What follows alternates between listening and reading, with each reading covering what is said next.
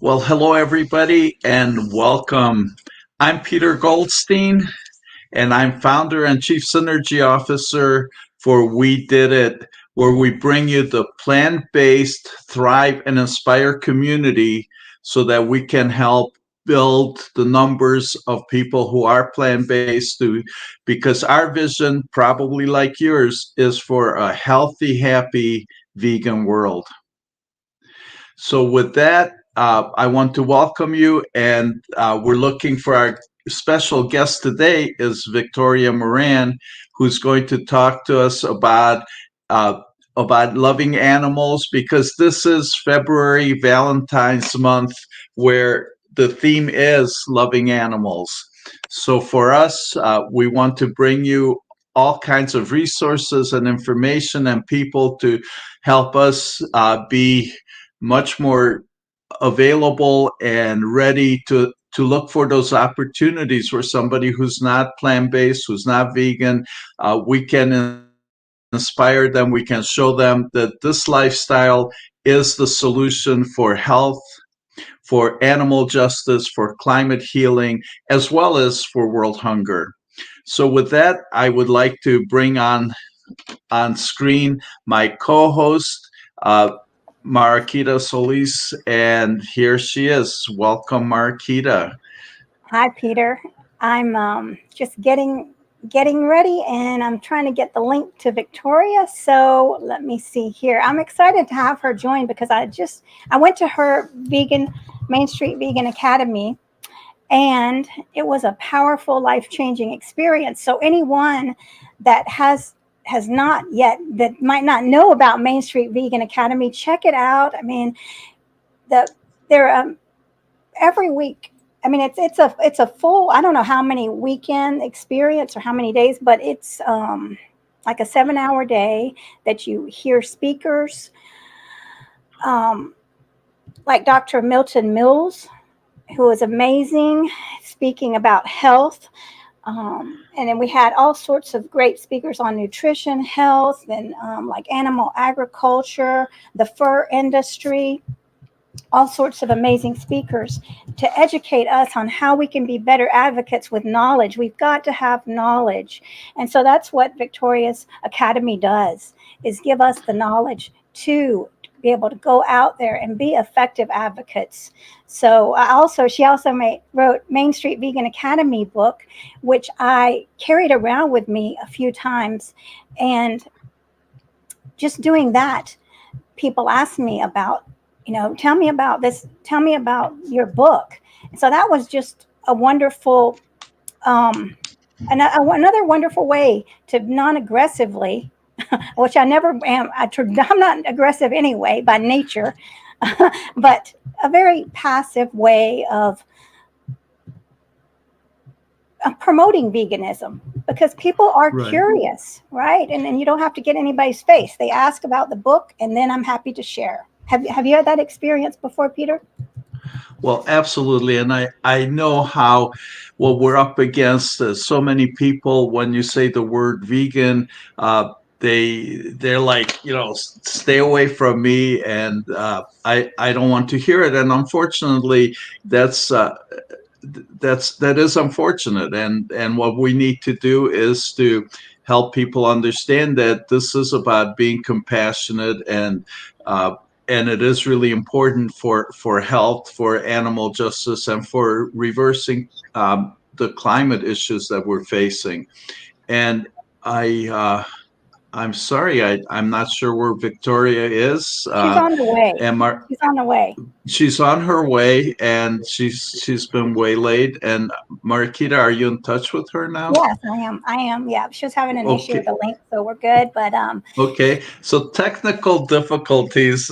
Imagine that with today's world, with all the technologies and everything else. So, please stay tuned, and she will be with us shortly. So any I'll minute go now. ahead.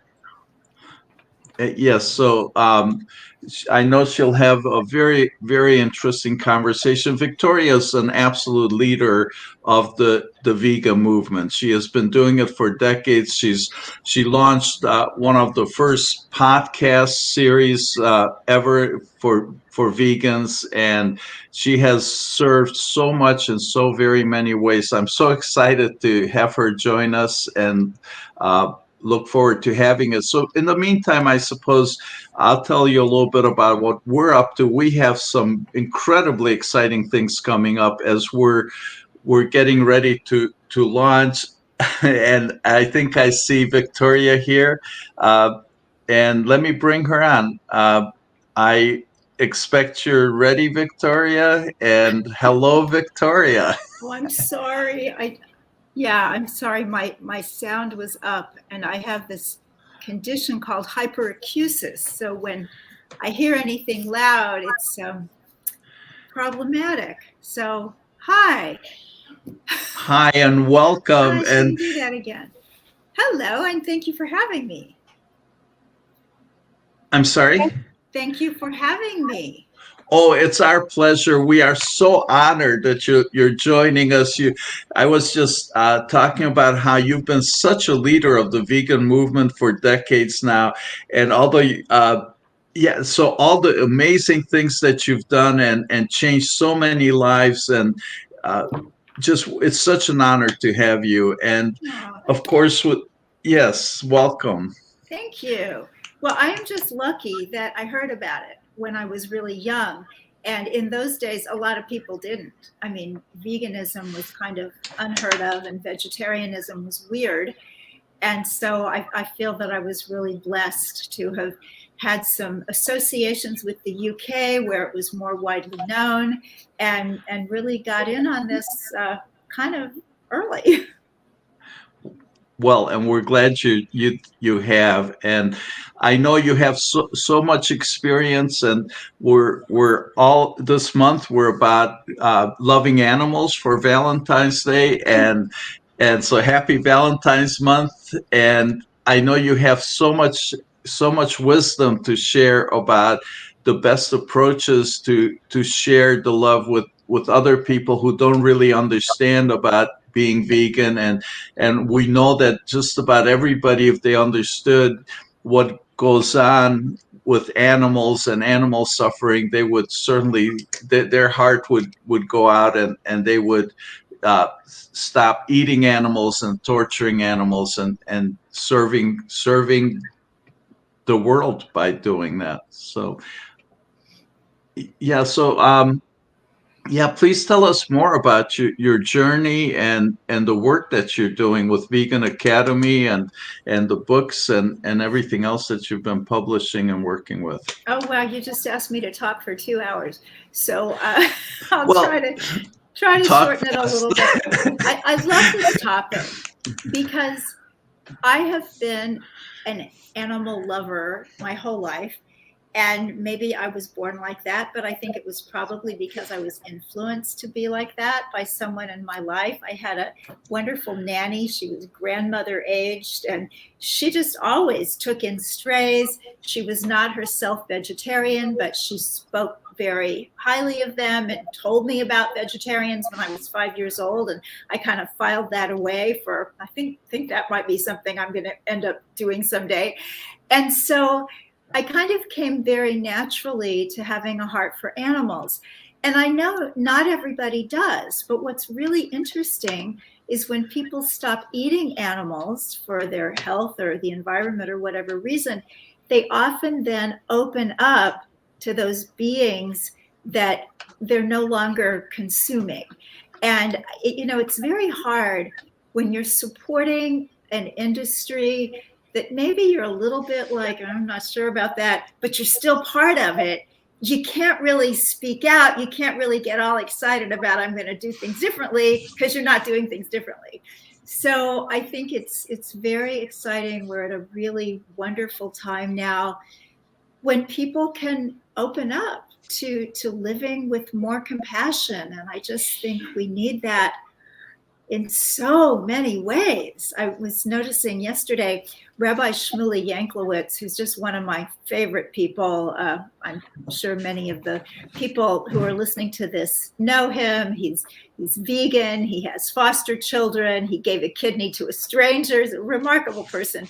And he posted something yesterday, terrible thing, about a female prisoner in Arizona who was pregnant, and her labor was induced, and she was forced to give birth early for no medical reason, but evidently just to make things more convenient for the prison. And he was talking about this sacred event was just made something else. And that really spoke to me, because I think that at the root of so much of what's wrong now in terms of the foods we choose and how it's so hard for people to get along and crime is on the rise and, all that stuff, is this inability to recognize and honor the sacred. And it's all around us. Life is sacred.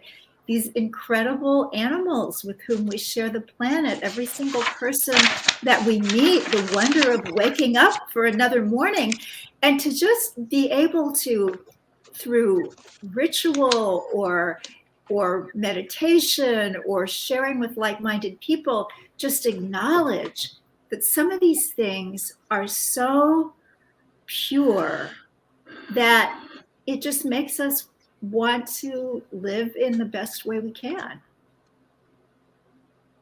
That's absolutely. So yeah, I feel like that, we've lost connection to the whole planet, right? We don't see the beauty and the divinity and simple things. And I love what you're saying, because I remember when I went to hear Rob Bell, who's a preacher, and he talks about everything is spiritual. And I didn't get that for a long time. And it must have been in the back of my mind. And one day it just snapped. Everything is spiritual. Even my cell phone, like, it was created with people that that have beautiful lives and beautiful souls, and they put their heart into making the cell phone. So that is a spiritual process. I never understood it. So I feel like that's what you're talking about here, Victoria, that we're missing the spirituality of the everyday experiences. I think that's really at the heart of so much. And then in terms of just animals and loving animals, to me, it's loving life. And obviously, we're going to be more attracted to certain life forms than others because we just think they're extra pretty or whatever it is. But something that was brought home to me long, long ago, I was working in animal rights back in Kansas City in the 1970s, and I was in this group, and there was an older woman in it, probably the age I am now. And I remember she said, "I don't love animals. I hate cruelty." And I thought, you don't love animals? Well, number one, what's wrong with you? And number two, what are you doing here? But what she said has really made so much sense to me over the years, because we all have different things that we find wonderful. Some people, they just live for sports, and other people, it's like, why? It's a ball, and yet we're all here and we're all living. And I think about, for example, if somebody walked past me on the streets here in New York City and they had their baby stroller and they had their dog, I would be gushing over the dog.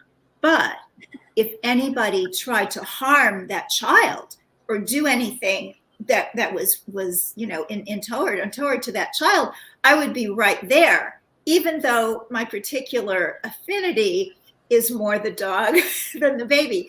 And if we can reach people in that way, they don't have to be animal lovers. They don't have to be, oh, he's so cute. They don't have to want to live with companion animals. That's all optional.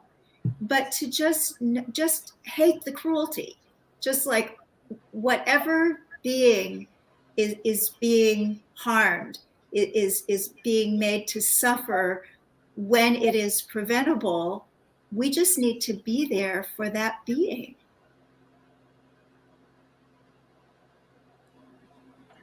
Absolutely.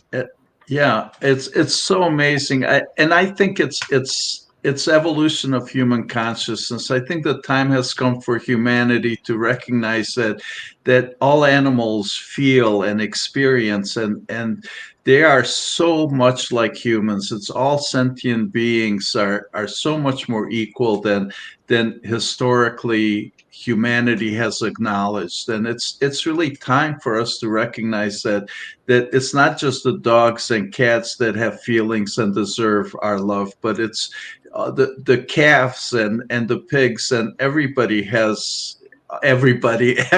Yes, they're all everybody. So when we say everybody, it really is about all sentient beings, and everybody, they all deserve our compassion, and they all deserve to be treated with appreciation and love. That's true. And I love your little Freudian slip there, which turns out to be a Freudian truth. And there is a leader in the vegan world. She's called the Supreme Master. She's a Buddhist spiritual teacher. And in all of her videos and everything, animals are referred to as animal people. And I think that's a really interesting little verbal shift, because we know, I remember reading about the Vietnam War, that the American soldiers were trained to see the Vietnamese soldiers not as human, as something less than that, and that enabled them to do terrible things that they wouldn't have been able to do had they seen these people as fellow humans. And when we start to think of animals as animal people, that just helps. Whether you're an animal lover or not, it just helps to bring it up to where you can see it. And the cognitive dissonance problem, I don't think these days it's so much that people really believe that animals don't feel, or that animals don't have souls, or any of that stuff. I think it's that there is this big block once that animal has been turned into food. So I'll tell you a little story. This was a couple of years ago. I was out having lunch at a little outdoor cafe, and all these women around me, they're having their salad with the chicken on it. And then somebody noticed that there was an injured pigeon. And I mean, it was just like a 4-alarm blaze. Everybody is mobilized. So somebody is calling the Wild Bird Fund. Somebody else is going to get a cab. Somebody is in the back trying to get a box out of the kitchen to put the pigeon in. And everybody is very involved. And once this pigeon has been transported to someplace to get help, everybody sits back down to eat their chicken. So I just think that really illustrates, if that had been an injured chicken, same thing. They would have all done the same thing, because the animal would have been there. But once that animal is turned into a commodity, is turned into something that you can buy wrapped in cellophane in a supermarket, people don't see animal anymore. And I think if somebody could come up with a way to make that translation, it's like maybe some people still wouldn't care, but they would at least know. And I think most people, just like you said at the beginning, if they really knew deep down, like the word we used to use was grok, if they really grokked it, if they really got it, then it just, you could never eat another bite of meat again. Yeah, amazing. And that is really the place to focus, because there certainly is a missing link, and that is it. It's amazing. Somebody was telling me a story about this young father with 2 kids that are like 8 and 10, and the young father was asked to set some traps for mice. And he refused to, because his children would never forgive him for killing mice, right? So he refused to do it. But then he went home and fed the kids hot dogs and chicken nuggets, right? So you're right. This is such a huge disconnect, and yeah, let's see if we can find, and as with our mission with We Did It, our platform is all about looking for some new ways to break through, because certainly being vegan and whole food plant-based, these movements are 75 years old and older, and somehow we haven't quite found the key of how to really move the needle, how to get more people interested. So to me, it's mind-boggling that after 75 years we only have a couple percent of the world really embracing being vegan. So if there's anything we can do as a platform to encourage the conversation, to encourage the search for that link, to be able to get people to really start understanding that chicken in that wrapping, is in that cellophane, is an animal, and was an animal, and had suffered to get there. And I'm not sure, Victoria, how would you approach trying to find answers to that? Well, I think a lot of people are trying and have tried. I think that Dr. Melanie Joy has taken us maybe farther than anybody else with her concept of carnism, that the moral structure has just been set up that certain things are allowed for humans and certain things are allowed for animals. And then there's this kind of middle place for dogs, cats, horses, and certain wildlife. But even they, there's this terrible thing happening right now. They want to kill a lot of wild horses and foals out west because they're interfering with the grazing of the ranchers. And it is interesting how all this comes together. If it weren't for the ranchers wanting to raise the cattle for people to eat meat, then the wild horses would be left alone. But everybody, I think, wants to live up to their own moral code. I mean, even the mafia, it had a code. And so people had always certain standards. And we're in a time now where there's a lot of shifting, and a lot of the standards are tearing down, and some others are being proposed and they haven't been accepted yet, and maybe some will and some won't. So we're definitely in a time of upheaval in the larger world. But the whole food choice issue is so complex, because even on the scientific side, there's just all of this controversy. And I can understand how with the animals and that, it can get philosophical, it can get religious, and people can bring in other arguments. But when we're just talking about health, to me, it's so clear. But obviously, it's not clear to other people. And I remember when I first read the Dean Ornish findings. This was before they were officially published, but they were being written about. It was about 1988, 1989. And I remember exactly where I was sitting in my little apartment in Kansas City. Like, well, it's been decided about the food. Maybe it'll take a while before people understand about leather shoes and cosmetic testing on animals and things like that. But in terms of what we're supposed to eat, got it. That's done. Well, obviously, it wasn't done. And this is a change, this change of our food choices. It's evidently seems insurmountable for some people, that they won't do it for their own health. I mean, obviously some people do, but most people, and they won't do it for their own health, maybe because they convince themselves that they don't have to. And they won't do it for animals because there are excuses for, that's what they were put here for. And we really have to eat them because we're omnivores, and we need animal protein, and we need calcium from milk, and, all that.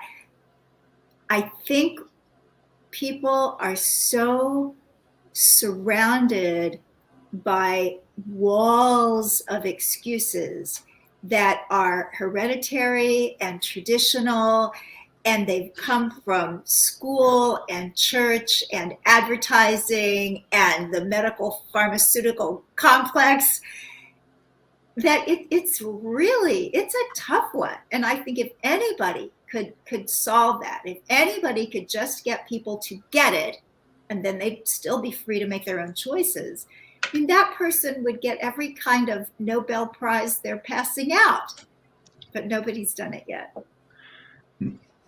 Yet, and that's the key. It's yet, and I'm very hopeful that it will happen soon. And there's so many wonderful people like you, Victoria, working on this solution and looking to find the ways to have the compassionate conversations and to help inspire other people to understand, because it's just inconceivable for me that somebody who really understands the connections between the animal suffering and the animal abuse is really okay with it.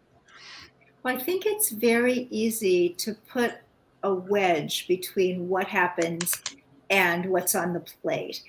If you see commercials about dairy or about meat, but it's usually about dairy, you see these happy cows, and then you see the milk. You don't see the milking machines, the having the babies ripped, away from the moms. And with meat, it's the happy animal, and then there's the burger, and the slaughterhouse is left out. And now I think people have also convinced themselves that the animal foods that they eat are humane. And sometimes the label actually says that, although that label doesn't have to mean anything. And when I talk to people, educated people, they just assume that because they have a certain level of stature in the world, that the food that they eat must be humane and sustainable. Except it's not. I mean, only about 2% of the animal foods are grown in these ways that are even supposed to be humane and sustainable. And we can argue about whether any of it really is. I certainly would recommend the work of Hope Bohanec, who's written a book called The Humane Myth. And there's also a wonderful documentary, The Peaceable Kingdom, that talks about that. So I think even the 2% has plenty of problems.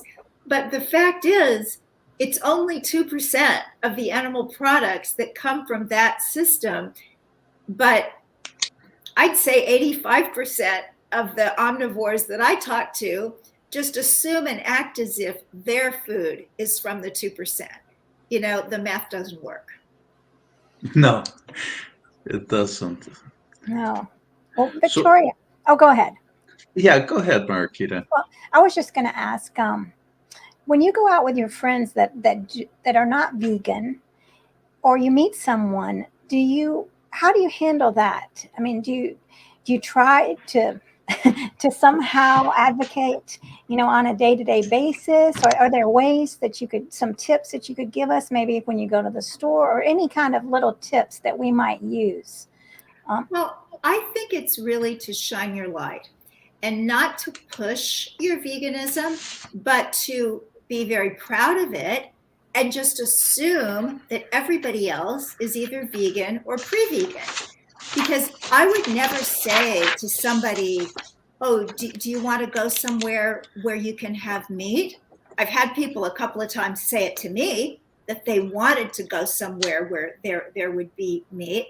But I just treat everybody like a vegan, because that's the kind of respect I have for them. It's like, why would I assume that you would want to eat the product of suffering and death and clog your own arteries? It's like, why would I think that of you? So unless they tell me that they want something different, we're going to go to a vegan or vegetarian restaurant. Now, I realize I'm in New York City and that's easier, but other places, an ethnic restaurant where there are plenty of vegan options available would be something that I would suggest, or, soup and salad place, whatever it is. And sometimes somebody will say, do you mind if I eat whatever it is? Now, I know that there are people who are empaths, and they see a piece of meat on somebody's plate and they're just there for the slaughter. I mean, they cannot do it. It just hurts their hearts so badly. And I generally would just say, it's not my job to tell you what to order, because I think that making it a kind of forbidden fruit. Now, I come from a history of compulsive eating and binge eating, and so I know what it is to really have a craving for something. And if I'm out to eat with somebody and they have a craving that they don't fulfill because of me, they're going to, number one, go fulfill it double later. And they're going to blame me, and they're going to say, oh, those vegans, they're such killjoys. They won't let you do anything you want. And something that I learned in my own recovery from compulsive eating was a concept that I call healing at the desire level. And I think that's really important for anybody that's going to change their diet, that we have to get to the point where, at least most of the time, we just don't want it. Because if every day you wake up and it's like, oh my God, I want an omelet. Oh my God, I want a cheeseburger. I can't stand this. People are going to eventually give in. So we've got to have enough support, enough reasons. And if somebody's really interested, I love the book Eating Animals by Jonathan Safran Foer. He and his wife were expecting their first child, and they wanted to know what sort of diet they wanted to have when they had brought this new life into the world. So he traveled all around the country, going to all kinds of farms, factory farms, and these supposed humane farms, and all of them. And at the end of it, he determined, we have to raise our child vegan. I mean, it's just, there are too many problems in raising animals for food. And so I realize most of us can't take 6 months off and go all over the country, but we could watch videos. We could visit a farm sanctuary. We could hear the stories of actual animal people who were taken from these situations. So I realized I got off on a tangent and I didn't give tips. So let me get into tip mode. Okay. Number one, you're out with somebody else. You shine your light. You eat your vegan food. You enjoy it. If it happens not to be very good, you don't complain about it, because we're trying to invite people in. With another vegan, I can say, this is the worst tofu scramble I've ever had, but not with a non-vegan. We save that. And you treat people like they're on the road to this. You say, oh my gosh, have you tried that new macadamia milk? It is to die for. Not like, are you exploring veganism? No, it's just like, who wouldn't have wanted to try that? Because it's a cool thing to try. And then also, just every time you ask a question, like I wandered into a little hair salon here in New York. It's called Gentle Hair Color. And I wandered in because I've been going to a place that's cruelty-free and vegan, but it's expensive. And I thought, well, maybe this other place would be cheaper. So I just wandered in and said, are the products you use cruelty-free? And she explained that, yes, they were. And, we talked for a while. But every time you ask a question like that, it brings it into the conversation. So I just go through life assuming that everybody is vegan or on the road to it. And that was actually underscored for me when I was watching Queer Eye, which is just a delightful, inspiring kind of show. And I don't like the part where they cook, because they're almost always cooking some kind of animal parts. But on this particular episode, they were with a vegan woman who has a sanctuary, I think, down in Texas. And so the person who does the cooking was doing, I think, a cauliflower steak or something with her. And he made the comment, well, everybody is really doing this. Everybody is either plant-based or on their way to that. And I thought, this just came out of the mouth of somebody who just cooks any kind of animal that comes along, and also who is in that pretty sophisticated world of entertainment and whatnot. And he says, everybody is either doing it or on their way to doing it. So that's just the attitude that I take out with everybody. I love that. That's awesome. Yes, to be able to see that and expected we can have different conversations, and knowing that it's the process and they're on their way, that's beautiful. And yeah, so expecting that. I love what the questions you just spoke about, the question you've asked, and asking the right questions seems to me like it's an important habit to learn. So, can you talk about that a little bit? What are some great questions that we could be asking people in terms of, to assuming that they're on their way? What would be some questions to help? What am I trying to say here? To help trigger, to help bring forth some thought processes that would help them along the way.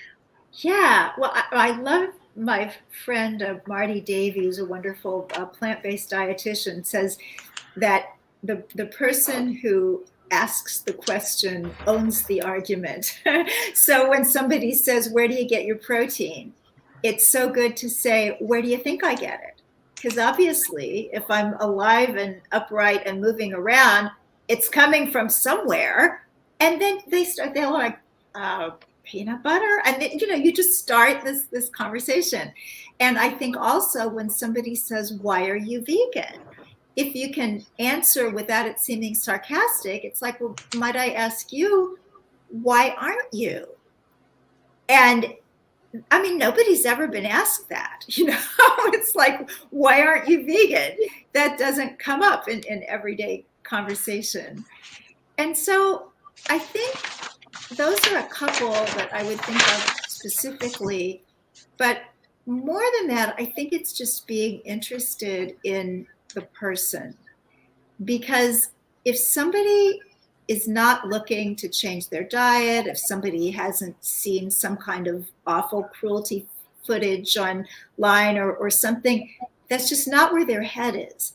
But if they know that we're vegan and we're just nice people and we're empathetic and, we're not unkind, even though we're standing by our principles, it means a lot. I'll tell you another story. This was when I was dating my husband, and he'd never met vegans. He'd never met vegetarians until he met my daughter and me. And so, trying to be respectful, the first couple of weeks that we were dating, we would go to ethnic kind of restaurants. So we were hitting Chinese and Mexican and Italian and all the places that it was, easier to be vegan, or, he ate vegetarian those couple of weeks. But then as it started to get a little more serious, he shows up and says, "We're going to have a surprise, but first I brought you this." And he gives me this beautiful package, and it's all wrapped, and I'm thinking, "Oh, wow, maybe lingerie." Well, it was a Kansas City Chiefs sweatshirt, which was a little bit horrifying to me because I don't do sports. Plus it was red. And I was like, all right, this is weird. But the reason he gave me that was because he was taking me to a sports bar, which meant there were televisions all over everywhere playing all kinds of sports. I mean, to me, this is a lower level of inferno, but trying to be polite. And I ordered, toast or something. It was like all they had.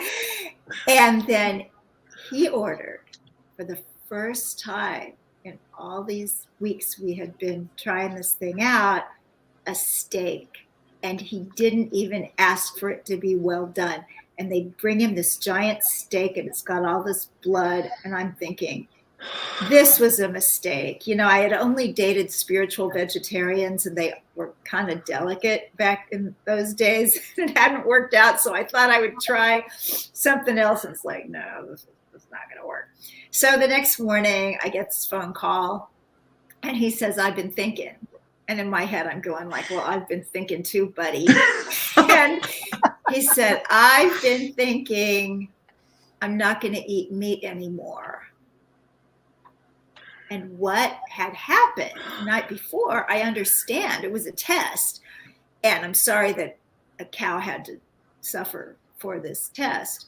But basically, he just wanted to know if I was going to get weird and freaked out and make a scene. And so I think whenever we reassure people that we have our values and we are sticking to them, but we're also sane, rational, classy people, it goes a long way. Not necessarily all the way to marriage, but occasionally. Wow, what a beautiful story. It's so rich. I mean, yeah, it's we never know when that tipping point happens. And so to keep showing up at our best and without confrontation, without pushing, without trying to without doing something that might make somebody feel bad.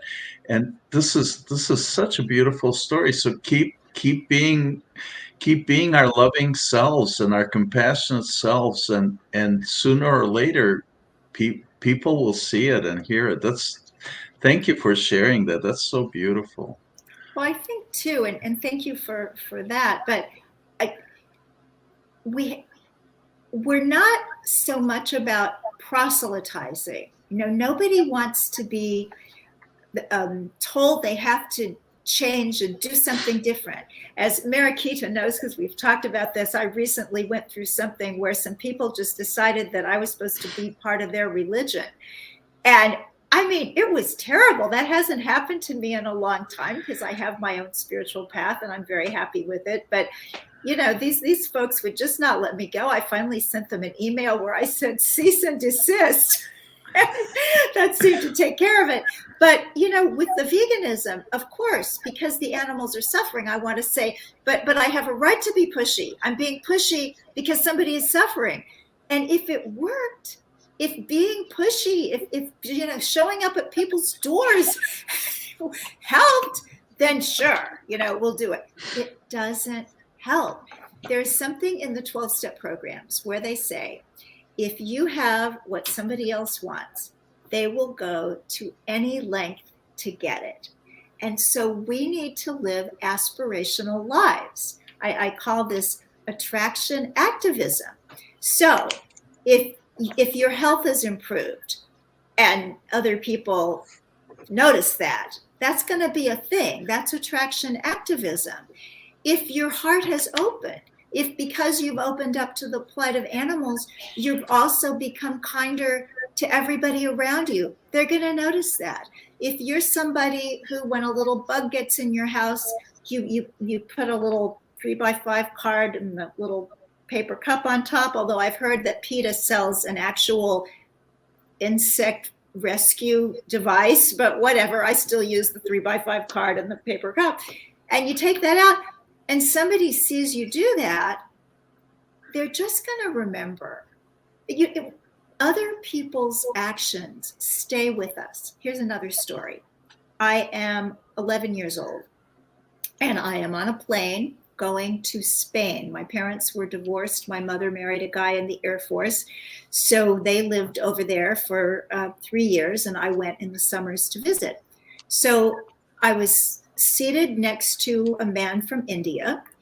And when the flight attendant brought the meals, she handed him, with like chicken fried steak and stuff.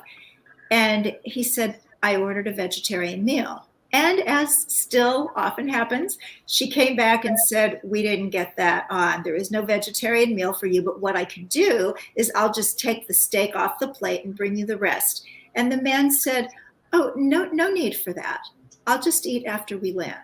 And I am sitting there doing the math. It's like, wait a minute, that's 7 hours. He's not going to eat for 7 hours. And I'm thinking, as this 11-year-old, I understand he's from India. I didn't know he was Gandhi. He's not going to eat for 7 hours. And that really, really did something for me. It had nothing to do with me. He wasn't talking to me. He didn't tell me not to eat the steak. But it really impressed me that his commitment to not eat an animal was so strong that he would fast for what to me seemed like an interminable amount of time. So I think it's important to know that people are watching us. we don't need to be always. And I mean, we can do some things. I mean, we can be online, we can give talks, we can do things like this so that people can opt in and hear where we're coming from and what we believe. But just living our regular lives, they are paying attention. That's very cool. Yeah. Absolutely. That's so being the example is seems like that is the thing to do, is be an example. Is there anything that we can do to attract attention to that? I mean, it seems like, sure, we want to do that, but is there a way to sneak in and attract attention to how we're being ourselves and being, how? Well, I think when it comes up organically, I've got another story for you. It's supposed to be my morning of the story. But several years ago, I was taking a friend around New York City, and we went to Moo Shoes, which is our vegan shoe store down on the Lower East Side. And there were these boots hanging up there. And I mean, they were gorgeous. They were this faux suede, over the knee, tall boots, and you could fold down the cuffs, and they were periwinkle blue. I mean, these were like boots from heaven. And I looked at the price tag, and they were not cheap. And I thought, that's for in your next life. But then when I was going home on the subway, I heard the voice of God, and God said, Victoria, and I said, yes.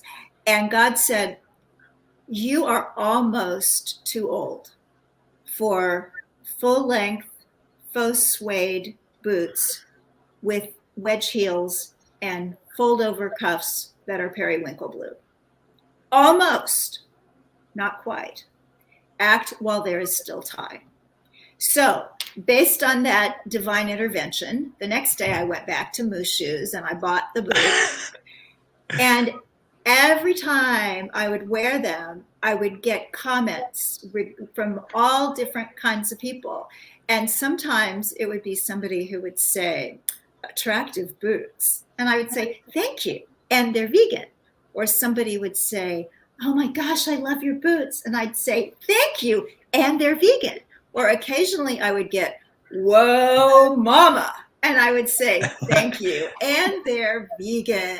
So it's not to push it. It's like, and they're vegan. And do you know that the way you live is causing pain and suffering and murder, and you ought to be ashamed of yourself, and you really need to change the way you live? No, I just said, thank you, and they're vegan. And that goes into the psyche. And it's just like we're seeing like the word around more. You go to an Aveda salon and it will say all vegan all the time. You go into like a Whole Foods and vegan or plant-based will be on there. And it's so silly because often it's a product, it's a fruit or something, it's always been vegan. It's always been a plant. But now that is evidently seen as some kind of marketing tool. And I think that for us, we just need to have it showing, just have it. Yesterday, I was getting out of the subway, and there were a couple of Mormon missionaries on the corner, and they're so clean cut, and they're so young, and they're so nice. And, I have no desire to convert to Mormonism, and I don't like people trying to convert me to anything. But I just felt so good about them because they're doing a lot of good things in the world. And I just kind of walked past, and if somebody had said to me, anything kind of negative about their faith, I would say, no, look how nice they are. Look how clean cut they are, and they're not pushy and they're very kind. That's how we need to be as vegans. We don't want to be like, oh my God, vegans. Oh, just don't get yourself in a room with a vegan. You'll never get out alive. And we don't want to be like that.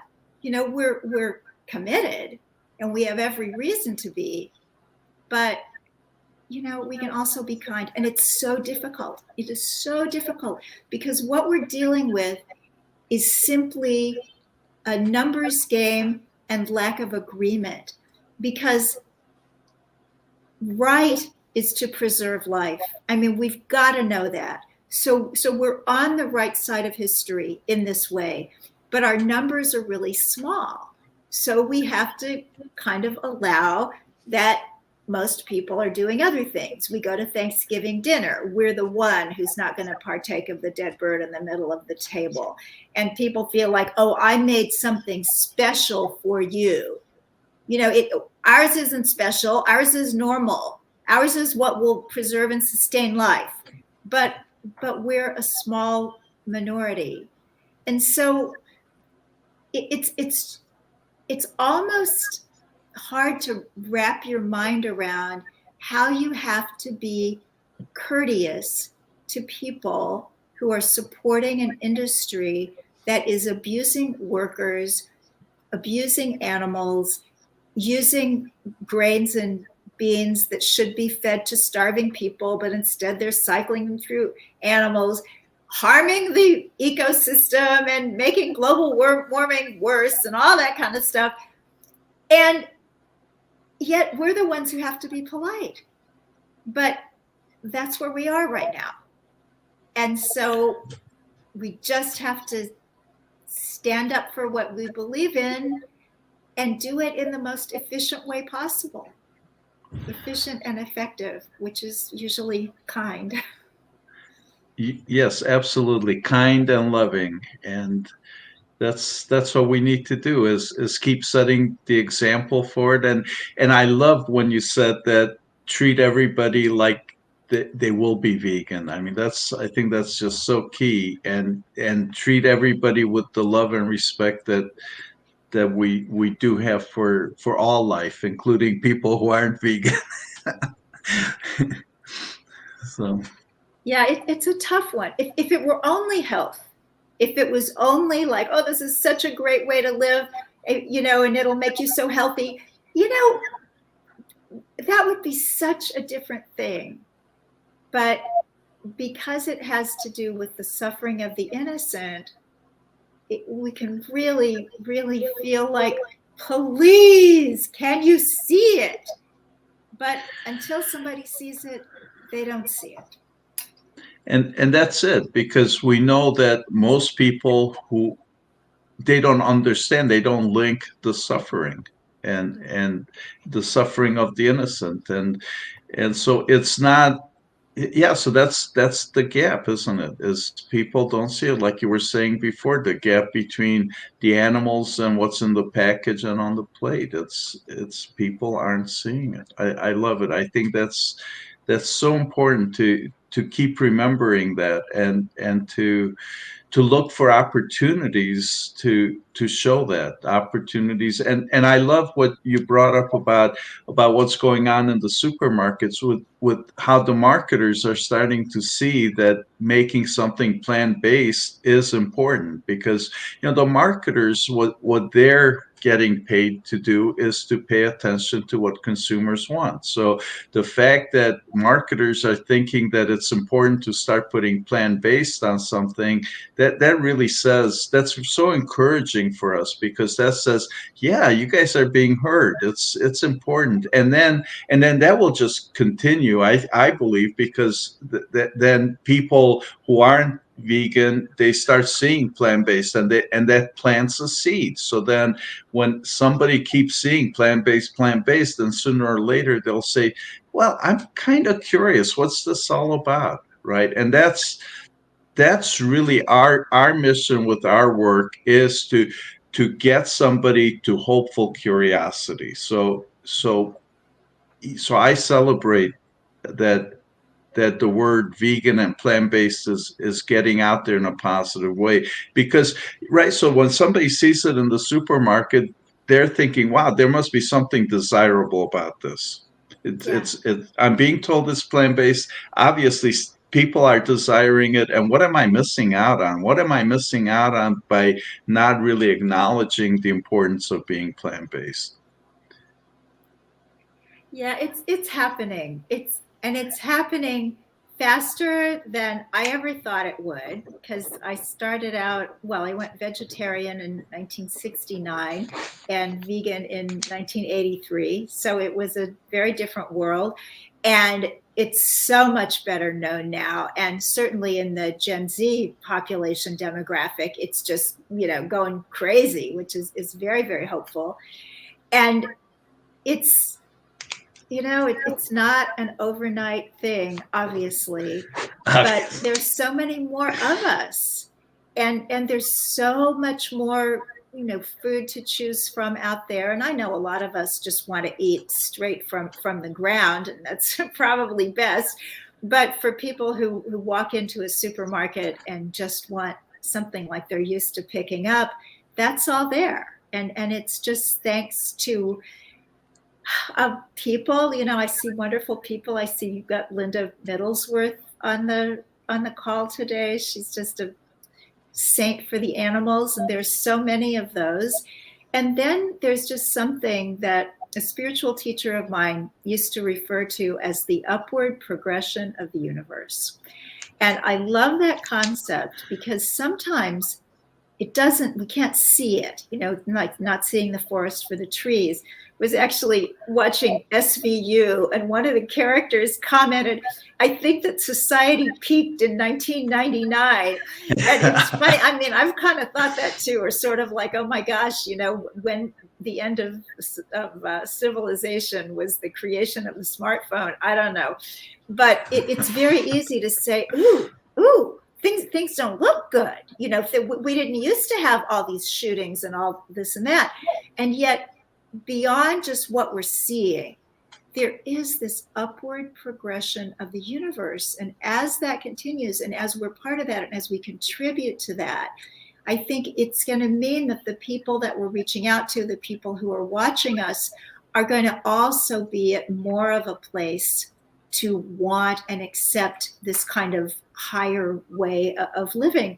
And I think too, not to get too woo-woo, but I do have a strong background in yoga. And the teaching there is that what we eat creates this physical vehicle. And you can't have a spiritual experience as long as you're living on earth without the body being part of that.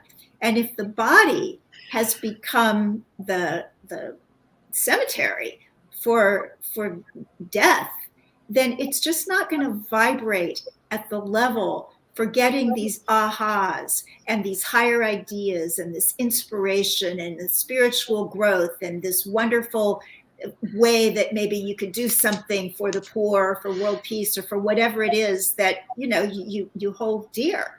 And so to just change the way we eat so that our bodies really are more like temples of the spirit and less like sarcophagi for animals who did not want to be murdered, it's going to lift everything up. No doubt. So beautifully said. I'm sure you're right. I'm sure there's a lot of truth in that. It resonates for me too, and I know it resonates for a lot of people. I think being vegan is a spiritual experience and a spiritual path or part of a spiritual path. More likely, it's acknowledging life and appreciating life and not being, like you said, a cemetery for dead carcass. And I love it. Wow, there is so much to talk about here, and so appreciate you being with us. We have a couple minutes left, so we're going to need to wrap it up pretty soon. But you have done so much and contributed in so many ways, and I love that you bring spirituality into the conversation. That's so beautiful. And for me, it's all evolutionary. It's being vegan is one of the next stops in human evolution, and human evolution is here to stay. It's a law of the universe. We keep evolving, and sometimes it looks like we take a step backwards, but that's all part of moving forward, is taking a step sideways, taking a step backwards, but overall we're moving forward. And it's important for us to remember and celebrate that, because if we can celebrate the progress and we can see other people as on their way to being vegan, uh, I think that can help us move the movement forward. Yeah. Well, we're all doing it every day. And since I know we're just about to end, I do want to, you mentioned Valentine's Day at the beginning, and I do want to share something that's happening at Main Street Vegan Academy, which is the program I've been running since 2012 that trains and certifies vegan lifestyle coaches and educators and entrepreneurs. We just don't put that on the certificate, but we've got so many entrepreneurs. I mean, we've got yogurt companies, cheese companies, cowboy boot companies, bed and breakfast, cooking schools, all kinds of things all over the world, graduates in 33 countries now. But we are, for the month of February, celebrating romance. It's like, yes, love is still alive. And so if you sign up for the Fall 2023 Main Street Vegan Academy certification program, your spouse or life partner can take the course with you as our gift, because love is all around and let's share it. So if you want more information about Main Street Vegan Academy, that is at mainstreetvegan.com. And the lovely Mariquita Solis is one of our graduates, and we're very grateful and proud. Thank you. I was telling everybody before you came on about, I mean, what an impactful, life-changing event. I mean, that the course was for me. It really helped me in my knowledge of health, medicine, and agriculture, and things that I didn't know about. And the more knowledge we have, the better equipped we are to remain respectful, calm, and to have these crucial conversations. So thank you, Victoria, for everything you've done. And I was telling them how just carrying around my book, Main Street Vegan, I mean, that was a catalyst too for conversations. And these conversations were curious. People wanted to know, what's that book? And they were very respectful. So I love it. Thank you, Victoria. And I love book carrying activism. You know, it was interesting. It used to be when I first came to New York City, everybody on the subway, they either had the newspaper in front of their face or a book. And the newspapers have kind of gone the way of some things. But we went through this phase where people were reading electronic books, and then I couldn't see what they were reading. And it really bothered me because I always want to know, because I really love books. And now we seem to be back to where people actually have books. And I've had that wonderful book by Tracy Lynn McWhorter, By Any Greens Necessary. And it's geared for African-American women, but people of any race or gender can really get a lot out of the book. And that's one that a lot of people ask me about. So you can almost kind of test it out. You know, if you're going to be at a train station or something like that, you know, you bring your different vegan books and see which ones get the most questions. I love that. Maybe Mariquita, maybe we can do a little bit of a I don't want to call it a contest. I cannot think of the right word to call it, but have a little bit of an event around that. Ask people to carry a book, be mindfully carry a book, and preferably Main Street Vegan, and see what kind of inspiration they can trigger with it, and what kind of conversations. Well, it's all, you know, books, T-shirts, whatever. And I know, you know, some of the T-shirts I think are a little bit in your face and would turn people off, but you know, it goes in. You know, even something just like kale. You know, we're used to seeing Yale, but every now and then I'll see somebody in that kale T-shirt. And they're usually guys, and they usually go to the gym, and they usually look really good. And it's kind of a little like, yeah, kale. Kale is good. That's funny. And Victoria, now you have Main Street Vegan clothes and accessories. Right? Yes, that should be up pretty soon. We had it just for graduates at first because we have certain products that say VLCE, which is the certification we offer, Vegan Lifestyle Coach and Educator, and we didn't want people getting that who weren't actual graduates. But I think next week up on the mainstreetvegan.com site, we'll have our shop. And like, I'm very much into Ayurveda, and one of their suggestions is to sip warm water through the day. So I got myself one of those, containers that keeps your hot drink hot.